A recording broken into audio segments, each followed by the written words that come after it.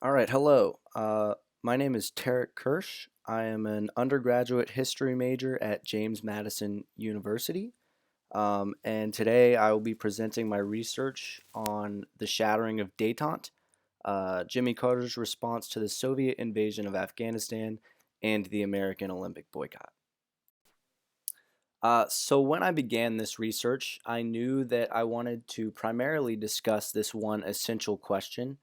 Um, what were the conditions, factors, motivations, and repercussions behind Jimmy Carter's boycott of the 1980 Olympic Games in Moscow?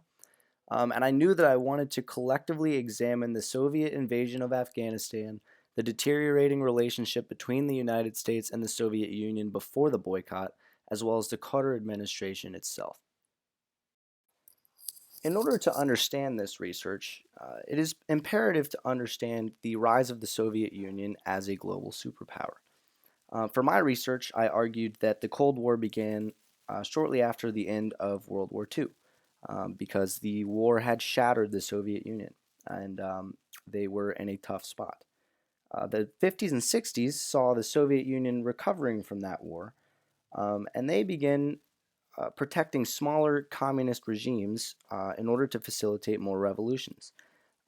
One notable one in 1962 was the Soviets' decision to place nuclear missiles in Cuba to defend the only Marxist Leninist state in the West. This is known as the Cuban Missile Crisis. And a couple years later, they aided North Vietnam in their quest to dominate capitalist South Vietnam. This desire to expand communism was prevalent, and it began to be a growing theme in Soviet foreign policy. In the 70s, however, a period of détente emerged. This is a French word that means the relaxation or cooling down of relations because the Soviets had achieved nuclear parity with the United States. President Richard Nixon and Soviet leader Leonid Brezhnev launched the first SALT treaties, strategic arms limitation treaties, which reduced offensive and defensive nuclear capabilities. And that largely reduced tensions in the Soviet American relationship. However, detente was fundamentally flawed at an ideological level. The United States viewed the 70s as a time of improving relations with the Soviets, but the Soviets viewed it as their coming out party. They wanted worldwide acknowledgement and acceptance of their emerging dominance. Foreshadowing their hunger to acquire power in the Middle East, the Soviet Union deployed troops in Egypt to assist in their war against Israel, and they also helped Palestine against Syria. Some historians believe that there were small Marxist revolutions happening in both countries, and the Soviets were assisting in each country quietly to help facilitate those revolutions. The beginnings of the Soviet invasion of Afghanistan started when a small Marxist group of Afghan political officers overthrew the government and declared a brand new communist regime. They called it the Democratic Republic of Afghanistan. This regime was extremely unstable and caused much political unrest and civil war that raged throughout the Afghan state. The Soviets had declared small communist states under their protection for over 30 years. And having this unstable regime in power in a nation just below their southern border was not good for them. Um, on Christmas Eve, 1979, they invaded Afghanistan with the goal of, quote, rendering international aid to the friendly Afghan people and establishing advantage conditions to prevent possible actions by the government of neighboring countries against Afghanistan. The actual Soviet invasion went very smoothly. The battle only lasted 43 minutes, and it seemed as if the invasion could not have been more perfect. The Soviets installed Babrak Karmal as the new Afghanistan president, but under this new regime, they may have as well have installed a lifeless puppet. He was a Soviet yes man. He did everything that they told him to do, and the people did not like or respect this new leader. Never before had the Afghan people joined regional, ethnic, and linguistic lines in a national response to foreign peoples, and they did so against the Russians. Uh, by May, 90% of the Afghanistan soldiers in the Karmal regime had deserted. And so, as a result, this fledgling communist regime was now entirely dependent on the Soviet forces that were protecting it.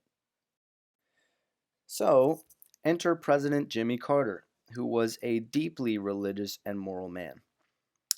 Carter came to the White House without a detailed plan for managing United States Soviet relations, and he was adamantly stubborn.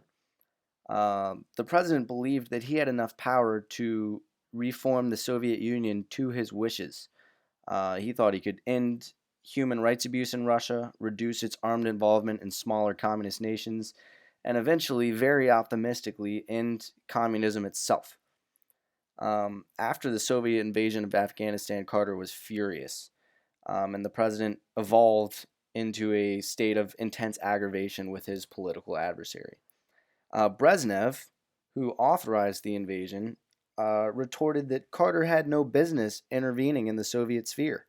Why did Carter care what happened all the way across the Atlantic Ocean? Um, Carter quickly planned his retaliation. Uh, the president believed he was disrespected, and Carter relied heavily on his national security advisor, Brzezinski. Brzezinski grew up in Poland and was a strong adversary of the Russians. Brzezinski was exponentially influential and one of the premier reasons that Carter had such a strong reaction to the Soviet invasion. Carter faced massive pressure from other Western countries to deal with the Soviets. Both Australian Prime Minister Malcolm Fraser and the Prime Minister of Great Britain, Margaret Thatcher, called for drastic responses. There was real alarm among the Western powers that if a collective response from all of them could not be put together, then it might invite the Soviets to be even more aggressive and continue to propel communism into the premium ideology in Eastern Europe. Carter's diary entry on January 4th, 1980 discussed just how far he was willing to go with this stance. He wrote, quote, "I want to go to the maximum degree, interrupting grain sales, canceling fishing rights, re-examining our commerce guidelines, canceling visits to the Soviet Union, restricting any sort of negotiations on culture, trade, and so forth." Carter actually did institute his grain embargo. He hoped that limiting these grain sales would mean less food for the Russians and ensure that they would grow discontent with their Afghanistan occupation. But in reality, this boycott simply hurt farmers in the Midwest at home because Russia was a large portion of our grain exports. But Carter deemed it a necessary cost. His grain embargo was not successful because Russia was able to grow their own grain and import it from other places for just the same cost. Carter's most drastic response happened when he appeared on national television and proclaimed that the Soviet Union had 1 month to return Afghanistan sovereignty, or United States would not be sending athletes to the Moscow Olympic Games. Um, this is a very debatable topic. My research found that by declaring a deadline for the Soviet Union, he really hampered American flexibility on the matter. But the opinion from the American public on the boycott was initially stellar. As far as most people were concerned, it was a matter of good versus evil.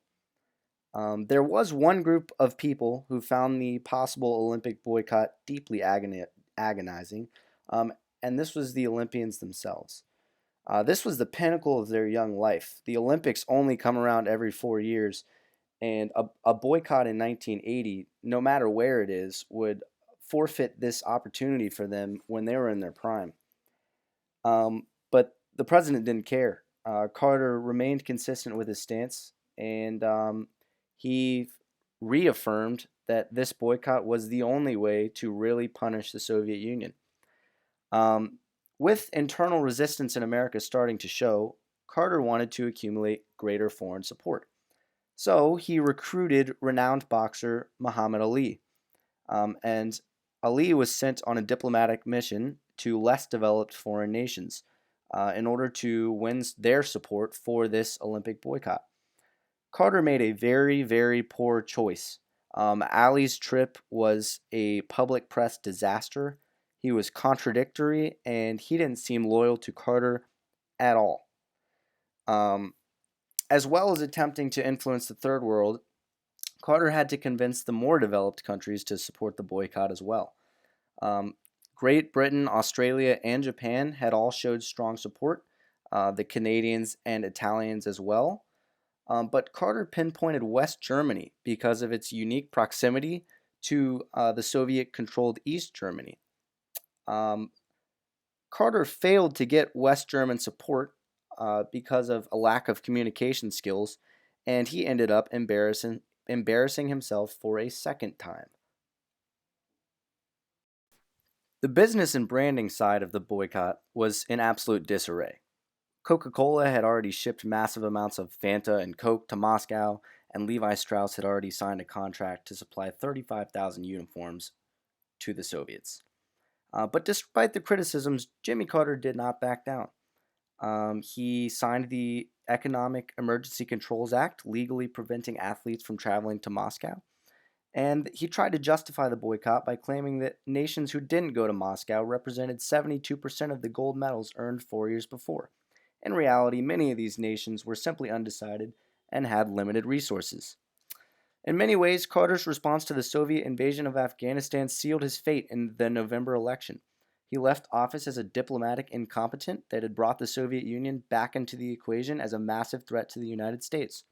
The Soviets remained deadlocked in a bloody war in Afghanistan, and the Olympic boycott did little to change their stance.